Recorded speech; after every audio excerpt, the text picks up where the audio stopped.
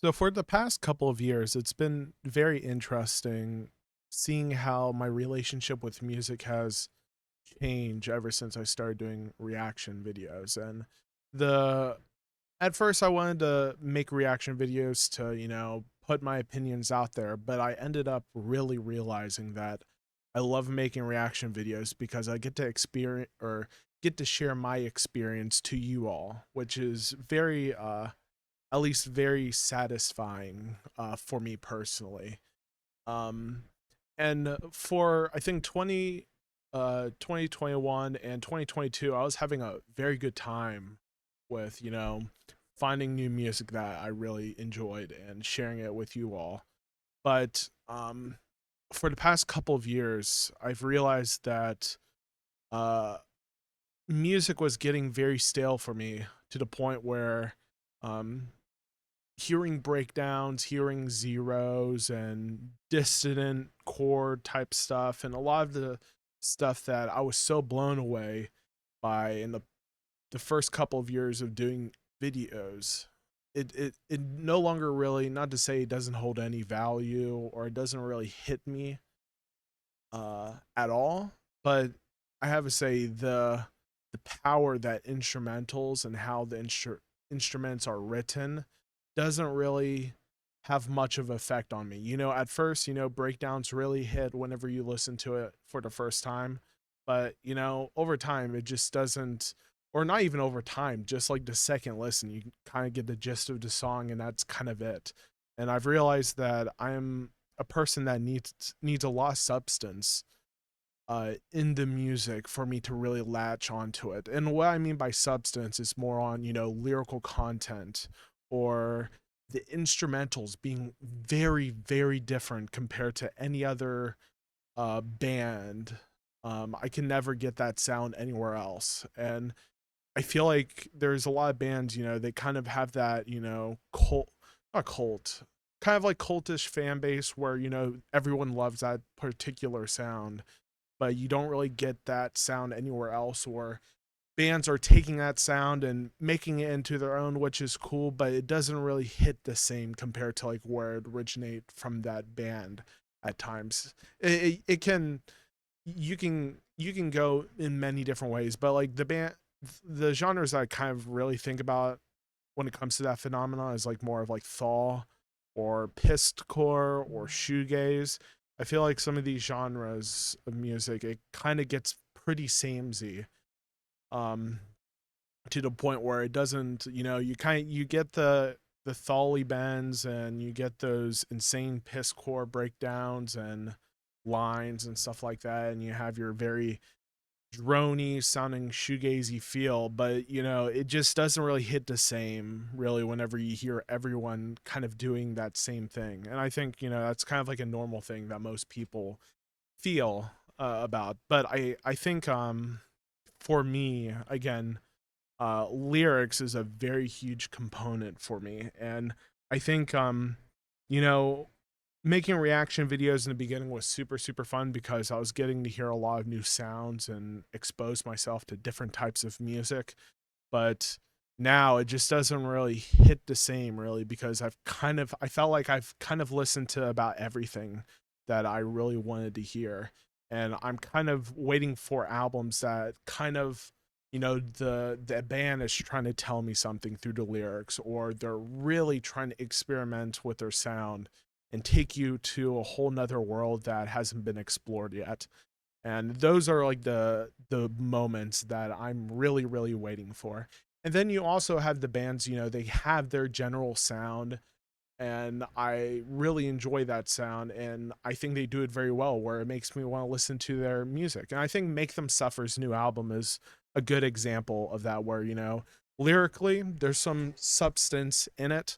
Probably nothing really to get deep into, but I can relate to them to an extent. But I also really love the instrumentals, which keeps me going to their newer stuff. But there's not a lot of bands that kind of have that feel, or they do have that feel, but there's moments where it really hits and it really doesn't. It's not really, it's kind of seasonal, if that makes sense. But yeah, but I think kind of the whole point to rotate it back to like making reaction videos, I've realized that I'm in a place with my relationship with music where it's harder to be motivated to make reaction videos or feel like doing it for fun and stuff like that. And not to say I'm like quitting doing reaction videos. I don't think I'll ever quit necessarily. But I think make sure what I'm doing and what I'm listening to, I'm having a good time, and I don't feel like I'm forcing myself to do something that I don't really want to do. And sometimes I want to just like check out something, because I'm curious, but I think I would like go into the album like the first two songs. I would go in the first two songs of the album doing the reaction. I feel like, oh shit, this is going to be like the same thing over and over again, where it's not going to be too interesting. But even like taking those like type of risks isn't as fun really, because I'm pretty much heard most metalcore and deathcore and a whole bunch of different sounds to the point where it doesn't really phase me or brings me entertainment, and then it leads me to looking at my phone on Genius trying to figure out the lyrical content and see if there's anything that I can take out of it that would make me enjoy it for the first listen. And it's kind of your general struggles and everyday stuff that people talk about, but there's nothing really deep or no underlining like big concept where the artist is trying to teach you something or tell you something, or there's some kind of underlining message that you kind of have to dig deep into, or make some kind of art where it kind of you can mess around with your imagination with it to get into some kind of headspace. I don't know, but I feel like there's not a lot of albums like that nowadays, and I think my fear is like seeing TikTok and Instagram Reels and stuff like that, and um people promoting bands like Melburb does a lot of great work. Drew does a lot of great work, uh, exposing people to newer bands and stuff like that. But sometimes I'm afraid that smaller bands aren't going to take as much risks, but they're going to go for the TikTok hits and what would get people to really enjoy it. And you can make the argument that people can make risks and also bring people in to listen to their music. But I don't think necessarily that's always true most of the time, at least in my personal opinion, unless you can give me smaller bands that are kind of in that road. But like I'm waiting for like bands like Carmen Jaka or um I'm trying to think of other smaller bands, alt. They've really defined Thal or took Thal and make it their own sound.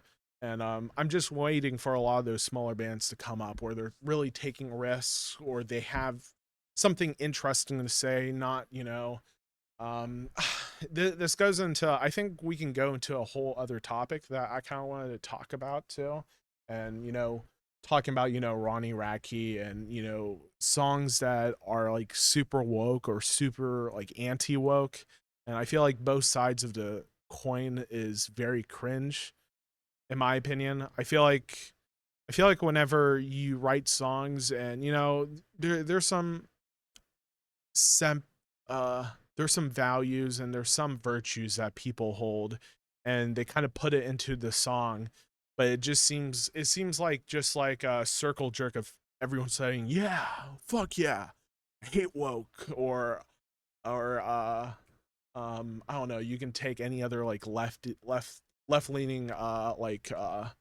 stance or whatever. But yeah, it just seems like it's just all kind of like circle jerky like political stuff where it just isn't really trying to make the listener to critically think about their position at all, but it's just everyone having not the right opinion. It all depends on the band or whatever, but everyone having a certain opinion and just kind of going yes about that, or a certain situation that is bad and they say no, but it's nothing really underlyingly like in impactful, or maybe for the person that is like listening to it and that they believe the idea. But I'm thinking about the people who disagree with the settlement or settlement sentiment, yeah, sentiment their underlying sentiment and their opinions on the matter. Because if you don't really have something for them, really, you're not going to really, you're not going to give them the chance to really open up and try to understand your point of view. And I think that's the reason why I love the band Silent Planet so much, is because I think no matter what background you are in, you can listen to Everything with Sound or all their albums and see that there's some kind of like underlying like concept and research and questions that Garrett is opening himself to, and talking about people's struggles and how con- complex this stuff can really be. And I think that's why I really like, again, like about like Everything with Sound. It talks about a whole bunch of different mental illness struggles of the world or illnesses of society, mental illness, and there's something for everyone in some way or another. And I think I forgot, I don't remember what the first song I was really into, but I remember really really liking When the End Began, because musically it's very fucking insane.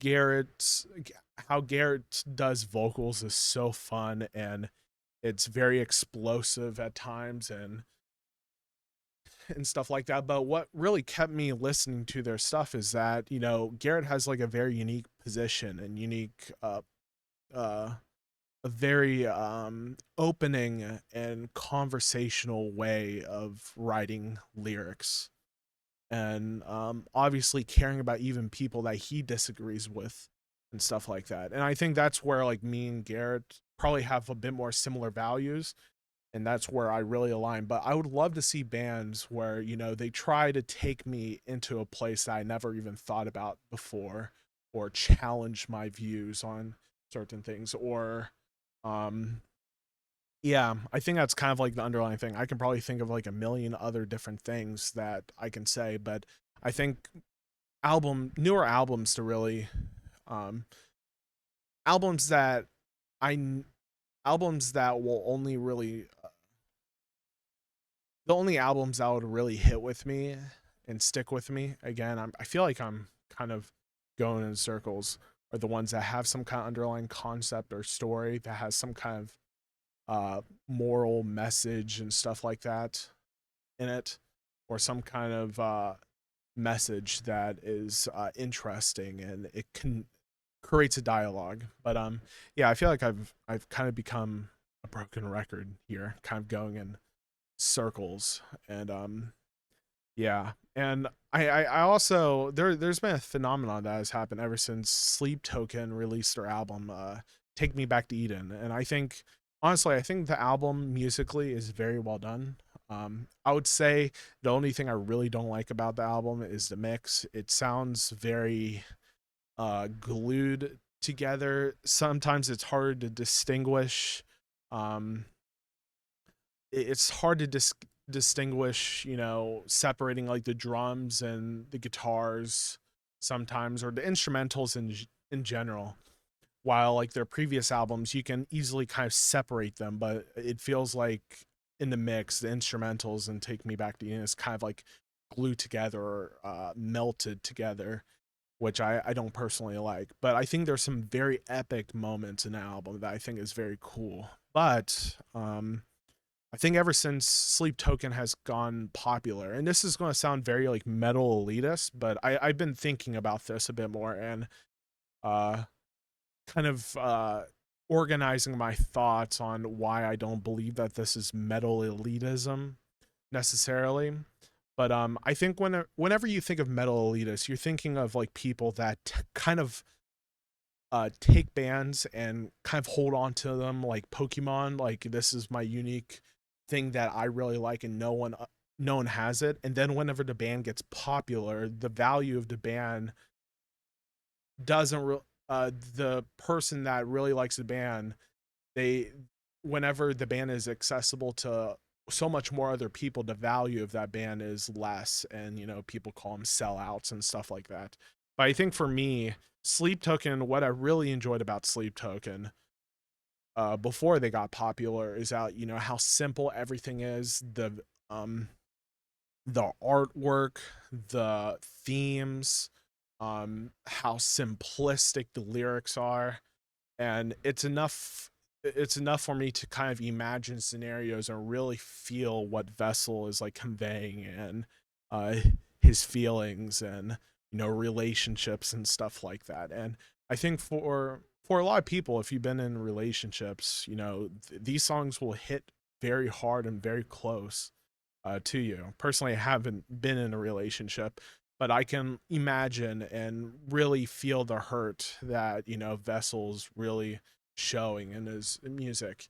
And since I don't really have anything very strong in my personal experience to latch onto, you know, whenever the band got very popular, I felt like whenever I listened to their music, the noise of their popularity for me just kind of ruined or became way too loud, where it's hard for me to focus on, the general concept or the underlying feelings that Sleep Token is conveying. And that's kind of weird in a way, but it kind of makes sense because, if you were in a relationship and those lyrics really relate to you and you're able to map on to some kind of memory or some kind of experience, then it really sticks with you no matter what. um, but for me, the noise of the band just kind of makes everything sound very dissonant for me. And it's kind of a shame because my favorite album from Sleep Token is what is it called? This Will Be My Tomb. I think that's what it's called. Here, let me make sure. I think it's This Will Become My Tomb, or This Will Become Your Tomb. Yeah. But yeah, but that album from start to finish, it's very fun and very interesting, like visually, thinking about like the further that you go into the album, the deeper in the ocean that you're getting, and the weight, the pressure, and the hurt that you feel. I feel like it just gets way, way, like very, very intense. And I really loved that about, the visualizers for the music video. And you can really like imagine that. And there's some kind of like obscurity too that I think really helps Sleep Token, get people, the mystery really uh selling. I think, to put it in simple terms, the mystery of the band and who they are, it just it it really put it really gives a lot of value for some people. I don't really know how to necessarily explain it. For me, like knowing the identity of like the members and stuff like that isn't really a big thing for me. I think as long as the music is great, I don't really care that much. But I think the music is great even without like context of like what the singers are talking or saying, what it's about and stuff like that. But yeah, there's just too much noise for me to listen to Sleep Token. And hopefully whenever they do come up with like newer music, um so there would be something more substance for me to hold on to their music, because I think musically the band is fucking awesome. And they're very like minimalistic in a way. I think every part of the band is like minimalistic, but except for the drummer, because he's like insane. He probably, I'm pretty sure he listens to like a whole bunch of different music genres, where he gets like his all his different like drumming techniques, and he's a monster. He's a fucking monster at the drums, and it's very, very wild. Um, watching some of his interviews and him, going through some of the songs and playing them.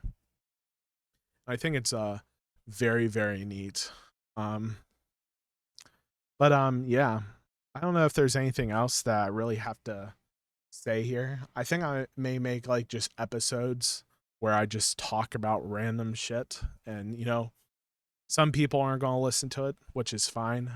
I think these videos are kind of more for me to, you know, put out in the ether for me to watch, to see where my thought process is. Uh and it's kind of not like a it's kind of like a journal in a way, to talk about my thoughts and say what I think at the moment, and be free to ask questions, or if you disagree with me in some way or another, tell me. um I'm I don't I you won't hurt my feelings very easily. But yeah, I think that's all I really have to say. Yeah, if you're watching, thank you for watching, and yeah, see you guys later.